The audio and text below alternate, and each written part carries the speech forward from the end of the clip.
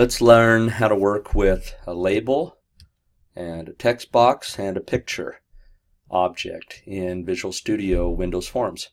So click on File, New Project, and we want to create a Windows Forms application, and you can call it, again, whatever you want. We'll just call it Label Me. Click OK, and it'll create our brand new project for us. And by default, a new object will automatically be created for you, which will be a Windows Form object. And there it is. And once again, if you don't see your toolbox, you just click View, Toolbox.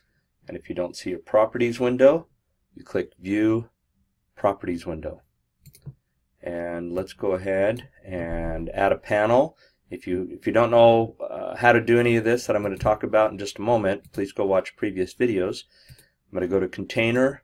I'm going to add a panel, and we want that panel to be up here at the top. And with this panel, one thing you can do, besides just trying to resize it and put it up to the top, is you can come over to the Properties window, click on Dock, and say we just want that to be at the top of the form, and it will automatically dock that for you.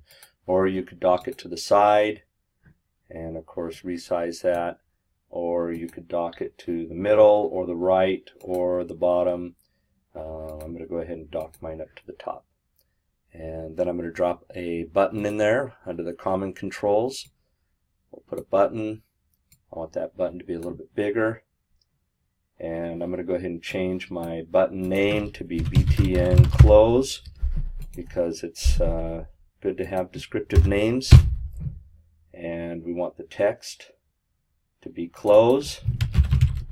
And if you ever click on that button, we want to go ahead and close the form. So I go to the click event by clicking on the lightning bolt, and I can just say this.close. This refers to the form. Come back over to here. I'm going to click on the form object, and I'm going to go back to the Properties window because I want to change the caption. We'll call it Student Input, and I want to change the name to be FRM Main. So now if I ran this program, it would display this form. Click on this button, it would close the form. Let's go ahead and add another panel. And I want this panel to just be docked. We'll give it a name. Let's call this one PNL Inputs. I didn't call the other one a name yet, which you can if you want. And I want to go ahead and set this dock to be in the middle, so it takes up that whole page. So now what I've done is I've taken the form and I've divided it into an upper area, which I could use for toolbars, tool buttons, and the bottom area, which I'll use for inputs. Go ahead and drag a group box onto that panel. And let's just put the group box off to the side for a second, and we're going to give it the name of G-Box Gender, and we'll give it a title of gender, and I'll put a gender colon in space. Once again, if you don't know how to do this, please go watch previous videos. This video would be on the radio buttons. Now let's go back to our common controls, and let's drop a radio button into that gender box, and the text for that will be male, and the name will be RB male. And then let's do the same thing with another radio button. Drop it on there, and we'll say that the name will be RB female, and the text will be female. And then I'm going to go ahead and resize my box and make it look just a little bit nicer. And there's a radio button group box, and remember they're mutually exclusive, meaning you can only click on one at a time. Now let's drop a label on there. I'll put a label right here. And a lot of people don't name their label controls. That's up to you. I'm going to go ahead and label mine. Mine's going to be LBL last name. and you can name it however you want. A lot of people do camel case, do a last name like that. And let's take a look at some of these properties. Back color, you've already learned. That's the background color for the label. Border style, currently it's none. You've already learned that. You can put a border around it if you want. Cursor, you've learned. Dock. Enabled, you've learned also. Meaning, should this be able to be active and showing on the screen to where you can interact. Font, you've learned. For color, you've learned. Tab index, I wouldn't worry about because you're really not going to tab to those. Text, you've already learned, but that is the actual text that you want to show up. So I'm going to type in last name : text align. This is new. On text align, you can say I want the text to be in the top left, or I want it to be middle. I could put it middle, center, and it will try to realign the text in that label. For the most part, I've always just left this to be top left. Visible, that's important. You've learned that also, whether or not it's showing. When I run it and it's false, you won't see it, or it's true and you will see it, and you can dynamically control that in source code. So let's drop another label on there. And this label, the text will be first name, and the name will be LBL first name. Now, why do I name things like this? In fact, this panel, I could give that a name, PNL menu. If you take a look in the properties window on this down arrow right here, you'll see all of your objects. And it could be that you end up with a form with so many objects you have a hard time remembering who is who. This is a way that you could jump right to a specific object and look at its attributes. I want to go ahead and line those up a little bit better. And now that's how a label works. A label is used for describing information to the user, whereas a text box is used to get information from the user. Here's a text box. I'm going to give it a name of TXT last name. This will be used to get input. The accepts return button. It doesn't mean a whole lot if you're using a single line or a single line text box, but if you scroll down, you'll see there's an option to say multi-line, meaning you could type in a bunch more. And when I did that, notice that the box actually expanded to where I could drag that and make it bigger. So now, if the accept return was true, that means an enter key would add a new line to the box. If I go and set multi-line back to false, remember multi-line is used then to gather more than one line of text. Set it back to false, notice that it automatically resizes it also. So multi-line could be used if you wanted to enter in a note of something. And you'd want to set accepts return to true so you could add carriage returns. Same thing with the tab. Another good one you could use, back color, we've learned. What is the background color for that box? Border, do you want a border on it or not? What's the cursor? Do we want to dock it? Is it enabled? This is a good one to use because maybe security-wise, somebody can log into your program and you don't want them to edit any data. That means you just go and set enabled to be false. Now they couldn't change anything inside the box. What's the font, the fore color? And I'm just showing you the main ones associated with it that you're going to want to work with. We've already talked about multi-line. Password char.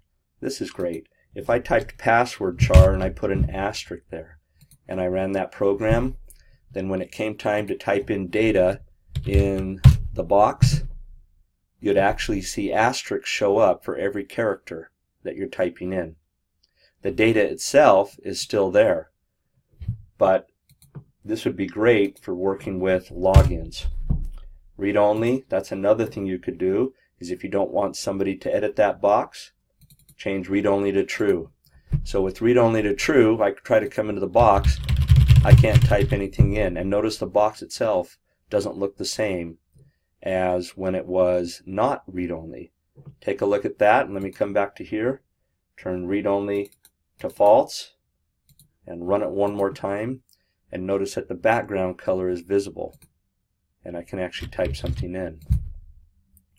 So that's also very useful depending on security. The tab stop and the tab index, as you tab between components on this form, this would say whether or not you want it to be included in that list of tabs to where you could tab from one component to the next. If you don't want someone to tab to this component, you make that false. Text, this allows you to go ahead and have something inside of it to start with. This will also be the attribute you use to extract data out of that control. Text align, do you want it left, right, or center? I could put center, and in the text type in Greg, and it would actually center the data. Now on an input like that, I doubt you're going to want centered. But you do have that capability to have control. Visible, true or false. Do you want it to be visible that somebody can see it? I just turned it false, so you don't see it, and based upon security, I could show it. And then word wrap on multi-lines. You could carry the word wrapping around to the next line, and this is really only applicable if you have multi-line. So that's how a text box works. So let's go ahead and add another text box, and let's give it a name of txt first name. And let's go ahead, I want to pull both of these down a little bit. I can go select them one at a time by holding the control key, which is sort of a pain, or I can just hold the control key and lasso. Now when you lasso, you got to be careful you don't grab other things, because once you touch it, it will grab it. Lasso to there, and now I have what I want, and I can drag and move it wherever I want. I could even put these inside of a group box if I wanted to do that. So labels are used for displaying information, text box are used or prompting information, text box are used for getting information. Let's go look at a picture box. I'm going to drop a picture box on here, and I'll just move it right to there, and I want to go ahead and give that a name, and I think I'll call it the P box or PICT box, whatever you want to call it, or pick box. You choose the standard, and let's take a look at the attributes that are important with that. And also remember, we still haven't talked about the events associated with these components. So here's a picture box. The main attribute you want to worry about is the image attribute. The image says, what picture do you want to show? Click on the ellipsis, and if you don't have any images brought into your file already or into your system, you can click on local, import, and remember this is very similar to what you did on the background image. And now from here you can go find an image you want to work with.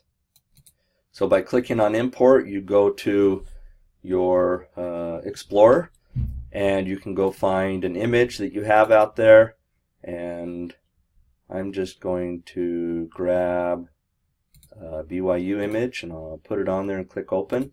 Now that's a pretty big image. Let's see what happens when I click OK. I can't even see my image in there. Oh, if I make it bigger, I can see it start to show up. In other words, the image that I chose doesn't fit the dimensions of the image that I want to see on the box. So what you'd need to do is you need to come and specify how that image needs to be displayed. And what you do is you go down to the size mode attribute. Currently it's normal. You could use center image. Center image doesn't do anything about the dimensions though. It just tries to center it in the box. Zoom, that looks pretty good. Zoom helps. Another thing you could have done was choose stretch image. Notice that stretch makes it a little bit wider, and that's because it's actually trying to make the image specifically or correctly match the dimensions of that box. In this case, I think we can get away with zoom. Click OK, and that's how you can work with that image. Other things you might want on the image is if it can't find the image, this attribute specifies what you'd want to display instead. And then we have our size of the image, or the size of the box that we're working with, and whether or not that is visible. So those are some of the main attributes you could work with. Now let's go back and take a look at this text box. We already looked at the properties associated with the text box that you might work with, but let's look at the events. Under the events, if you notice, a lot of the things are going to be similar to what you've already seen. For instance, the click event and the double click event. Did you enter this control? Is it now active? Maybe what we could do is when we enter this control, we could highlight all the text. So right now, if I run the program and if I typed in Greg and press tab, notice it jumps down to first name, tab, goes to the button, tab, radar button, tab, and back. It doesn't select anything. Also, we're going to change this in a minute, but notice the tab order is not correct. You've seen how to do that in another video. So let's come back and let's go to this text box, and there's different events we can work with. One of them is the enter, which says this occurs when the control becomes active. And so let's double click in there, and we'll say the control name, which is txt last name dot, and we'll call the method select all. Parenthesis, parenthesis, because it's a method. Now watch what happens when we run the program. This time, when I type in the word Greg, tab, tab, tab, and tab, it highlights all the data. That's good and bad. That'd be great for me to be able to delete and change, but it's also dangerous because a user could press a keystroke and change it. So we actually have different event handlers we can work with associated with that text box. A lot of them you've already seen too. Key down, key press, key up. Are you leaving that button? If you're leaving it, maybe you wanted to do something. Did you click on it? Double click it. Push the mouse key down. Hover over it. Are you leaving? Mouse up. Is it a multi-line and you've changed something in that multi-line? Did you resize it? So these are all events associated with the text box object. The last thing we need to do on this form is I've selected the panel and I'll go to View, Tab Order. And I need to make the tabs work correctly. Now here's panel 0. That was our first panel. That says that's the first tab thing we can work with. And then here's our next panel. And within this panel, we're going to go tab, tab, 1, 3, 1, 4, and then it jumps up to here. So maybe we need to go fix how that actually works. Let's click on View, and we'll take the tab order off for a second. Let's come back and look at that panel and look at the properties associated with it. It's not a tab stop, so we're okay. Button. It is a tab stop. Do you want it to be, or do you want them to click? Let's say we don't. I'm going to turn that off then. Now we come to the panel. It's not a tab stop. That's good. Last name. We don't tab to last names, so we're okay. That one, index 1. Let's say we want that to be the first thing that happens. And we want that to be the second thing that happens. And we want this group box to be the third thing that happens. Well, now wait a minute. If I do 1, 2, 3, what's going to happen? Let's go ahead and run it one more time. Cursor's there. Tab, tab, tab, tab, tab. That seems to work. So why was there a 0 in it? Let's go back and check one more time. Let's say last name. And instead of 1, let's make it 0. And instead of 2, we'll make that 1. And here, make that 2.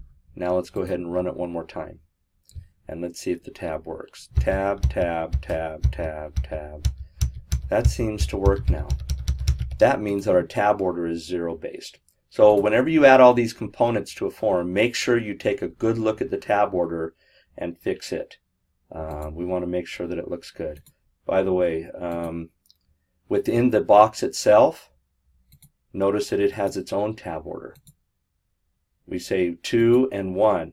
Maybe you want mail to be the first button that it drops to on the tab, or currently it's female. If you wanted male to be the first one, then you change the tab index to 1, because now it goes off of what this box does. If I show the tab order one more time, this group box is tab index 3, and this is 2 inside of 3, and 1 inside of 3. So watch what happens if I click View Tab Order. 1, 3, 2. The 1 means the panel, the 3 means the group box, and the 2 is the order in the group box. View Tab Order turns that off. And that's how you work with labels, text boxes, and images.